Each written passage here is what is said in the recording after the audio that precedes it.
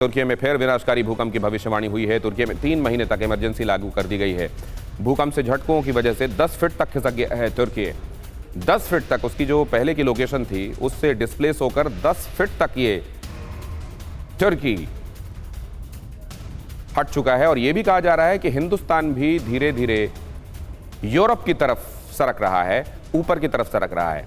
नीचे धरती के अंदर पिघला हुआ लावा आज भी मौजूद है और उस पर तैरती हुई जो प्लेट्स हैं उनको टेक्टोनिक प्लेट्स कहते हैं। और इन टेक्टोनिक प्लेट्स के मूवमेंट की वजह से ही कई बार उनके आपस में टकराने की वजह से ये भूकंप आते हैं। और ऐसे में आप जानते हैं कि ऊपर जो सतह पर होता है वो भी विस्थापित होता है और इसी को अंतर्महाद्वीपीय विस्थापन की वजह माना जाता है। और यहाँ पर देखिए ज़रा फाइटर सर्वनाश की घातक कड़ी के संदर्भ में यहाँ पर ये पड़ाव और इस जगह पर मैं आपको लाना चाहता हूँ। यहाँ पर लोगों का रेजिलियंस, उनकी फाइटिंग स्पिरिट की हम चर्चा कर रहे हैं, लेकिन साथ में क्या हो रहा है देखिए ज़रा। यहाँ जो वजह बताई जा रही है वो क्या है। टर्की कई सारे प्लेट्स, कई सारी टेक्टोनिक प्लेट्स के ऊपर स्थित है।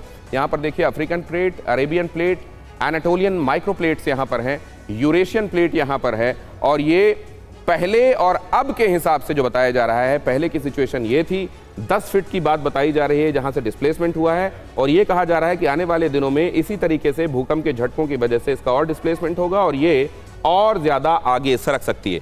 इस जगह पर अगर क्लोज कर पाएँ तो यहाँ मैं दिखाऊंगा कि पहले और अभी की स्थिति क्या है, क्योंकि ये बहुत दूर से मिल रही तस्वीर है तो उसमें उतना समझ में नहीं आएगा। यहाँ पर देखिए आप ज़रा, टर्की की लोकेशन पहले यहाँ पर आप देख रहे हैं, प्लेट्स के आपस में टकराव की वजह से ये हो रहा है। अब ये 10 फीट का डिस्प्लेसमेंट बताया जा रहा है और आगे आने वाले दिनों में ये यहाँ पहुँच सकता है। डिस्प्लेसमेंट टेक्टोनिक प्लेट्स के मूवमेंट की वजह से होता रहता है, लेकिन जब ये आपस में टकराती हैं और ऊर्जा निकलती है तो भूकंप आता है। कहा जाता है कि जब ये पैरेलली टकराती हैं तो छोटे भूकंप आते हैं और ये जब आमने सामने की टकराहट होती है तब उसमें कई बार जब हिमालय के बनने के पीछे या बड़े पर्वतों के बनने के पीछे भी यही थ्योरी बताई जाती है।